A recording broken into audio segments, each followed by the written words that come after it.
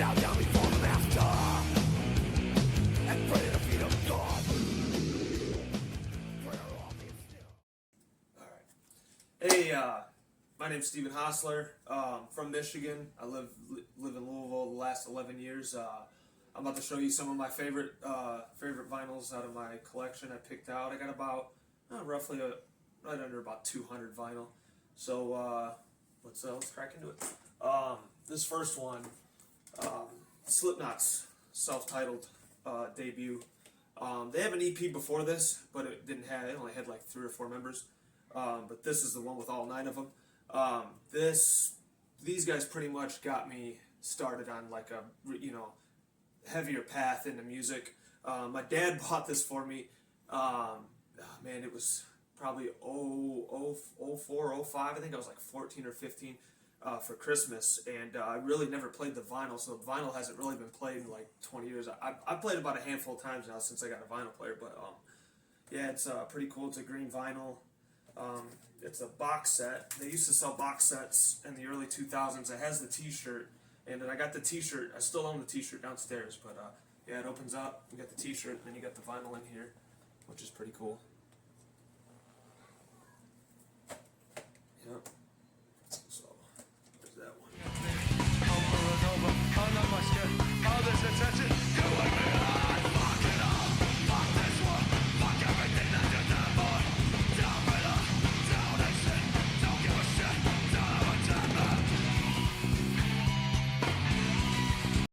Alright, this next one, this is newer. I think they only have I think they got about 2 or 3 albums. I think I got 3 albums in 1 EP.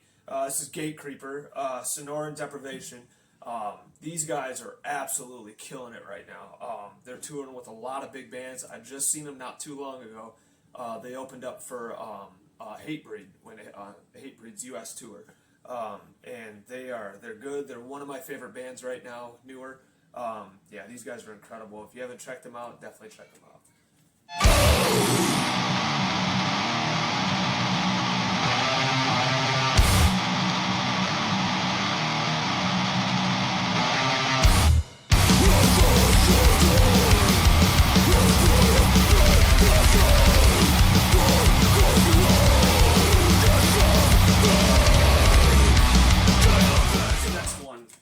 Chimera's Pass Out of Existence.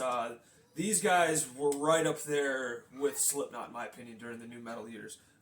They kind of flew under the radar for a little bit, but Pass Out of Existence and The Impossibility of Reason are probably their 2 best albums. This one, I kind of flip-flop back and forth with which one I listen to most, because all of them had banger tracks on it. Like this one's got Dead Inside, Severed, Pass Out of Existence, SP Lit, Pain in the White to Gray, Sphere, Force Life. I mean, this thing is filled with bangers. And they just did their 20th anniversary show in Cleveland for The Impossibility of Reason. I really wanted to go, but I missed out on it. But if you guys haven't checked out Chimera, this is a really good one.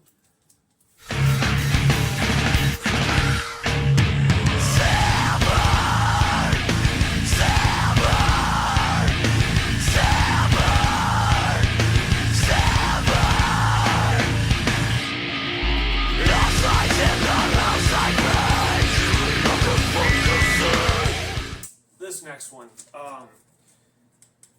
this album is probably my favorite Sabbath album. I know they've got their first 4 untouchable. I think I got Master Reality and some of the other ones, but my favorite song is Black Sabbath.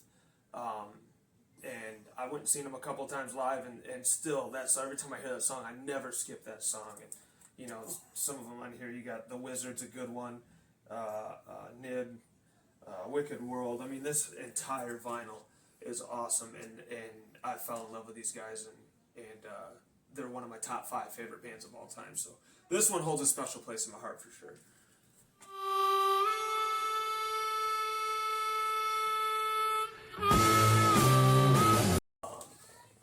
This next one is my favorite death metal band, Cannibal Corpse. And it's my favorite album by them, Tomb of the Mutilated, and I got the picture disc, which is pretty cool. Thank you, Keith Satterley. I took Keith Satterley like almost his whole Cannibal Corpse collection, but Yeah, it's got. I mean, you got Hammer Smash Face, Icon Blood, Addicted to Vaginal Skin, Split Wide Open. I mean, this front to back, this album rules, and they're my favorite death metal band, and really good album. If you, I'd say out of all the death metal bands, all the death metal albums that have ever come out, I'd definitely put this in the top 10.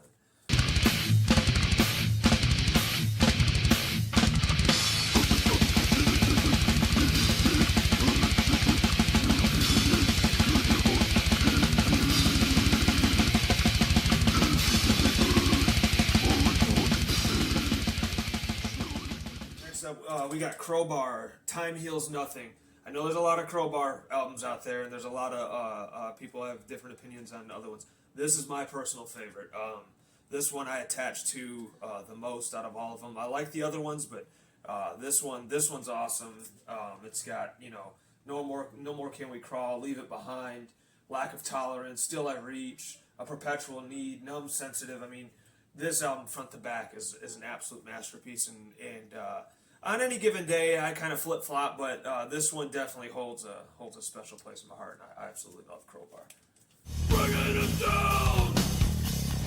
If God wants to leave it behind, leave it behind, leave it behind. Don't be strong. Don't want to turn back. Don't be strong.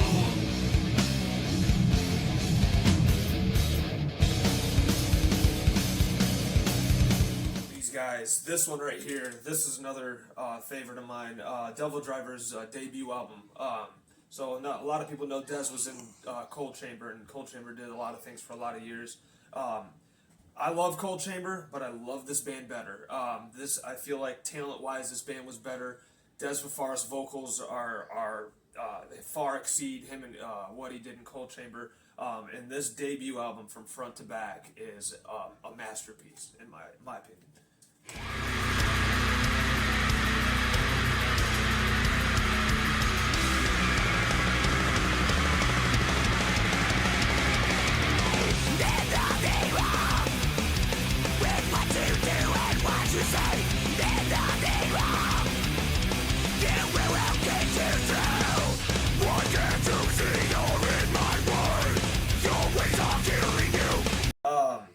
I got a couple of his vinyls, but I got Michael Jackson's Dangerous. Now, you can thank my dad on this one. My dad was a huge R&B, huge funk guy back in the day when I was growing up, and he had VHS tapes of all his music videos of him live in Bucharest, I think Budapest or Bucharest, one of the two.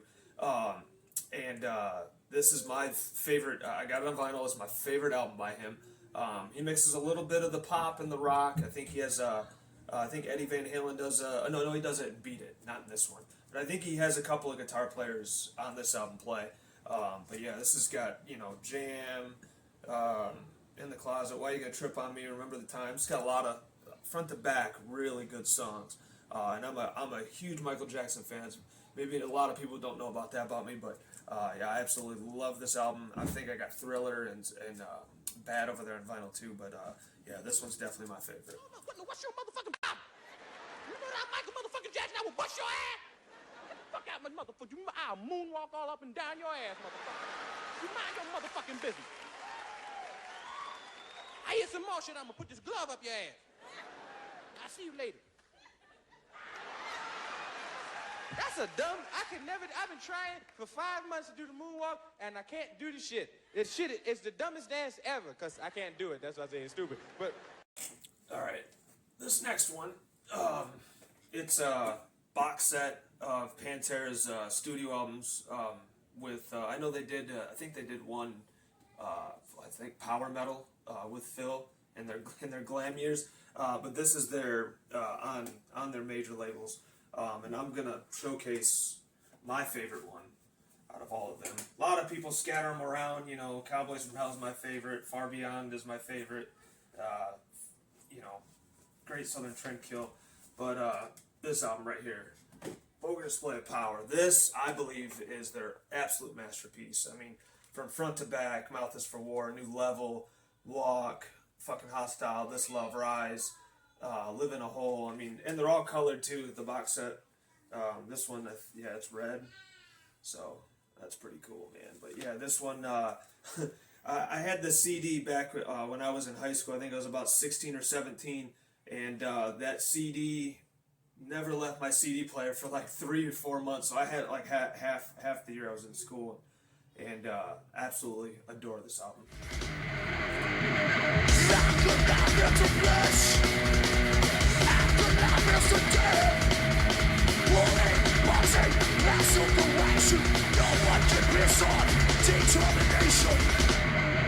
Come on!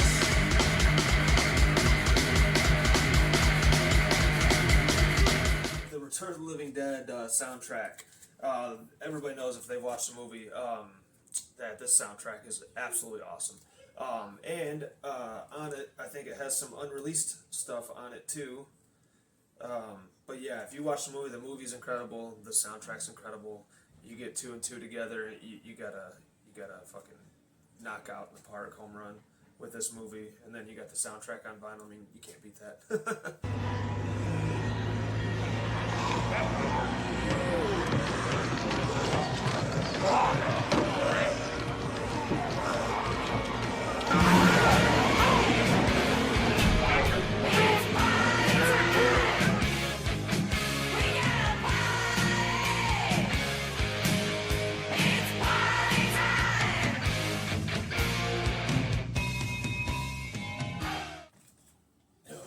Last but not least, Kingdom of Sorrow.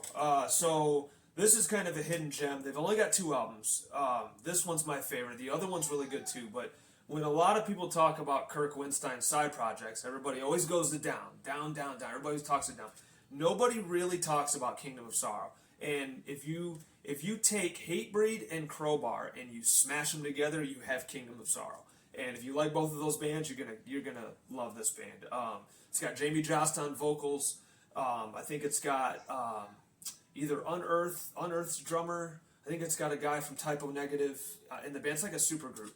But what's cool about this band is you don't have just the lead singer doing the vocals. You have Jamie and Kirk do vocals, and one might do another song, both might do one song, and then Kirk might do one song by himself. So it's a good mixture of the both of them. But I absolutely love this album. And it's a shame they aren't getting together and doing a third anytime soon, because I would absolutely love it. I can hear you now, pleading for your mercy.